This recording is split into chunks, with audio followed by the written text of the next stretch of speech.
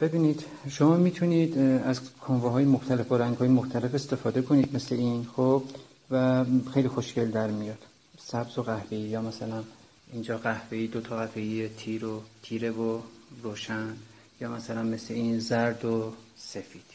ببینید و اینکه نگران گره خوردنش نباشید. اگرم گره بخوره یه دونه هم دست بکشید، به این صورت باز میشه. اصلا نگران گره، یعنی اینا با هم دیگه گره نمیخورن. بعد تراکمش هم دست خودتونه. ببینید اونجا مثلا خالیه، خب من اونجا رو پر خواهم کرد و به این قسمت هم دوباره آویز اضافه خواهم کرد. این حدوداً 60 تا آویزه، من 100 تاش خواهم کرد، یعنی 100 تا بکنم خوشگل تر میشه. و اینکه هر چقدر بیشتر بتابونید نازکتر میشه مثل این، هر چقدر کمتر بتابونید و تعداد کانواها در رنگ‌های مختلف هم زیاد باشه اینجوری کلفتر میشه. هر چقدر هم کلفتر باشه خوشگل‌تر هم میشه، اینم بگم.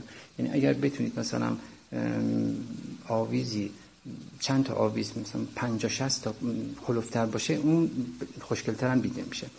و اینکه این زنجیری هم که نشون دادم بهتون، می‌بینید زنجیری هم خیلی خوشگله. یعنی من فقط همین دوتا بلد بودم، همین دوتا طرح. حالا شما اگر لطفاً اگر درست کردید و طرح خودتون رو داشتید به ما هم بگید یا نشون بدید، به من فیلمشو بفرستید که من برای دوستانم بذارم همینجا. ممنونم، میبوسمتون، مراقب خودتون باشید. فعلا.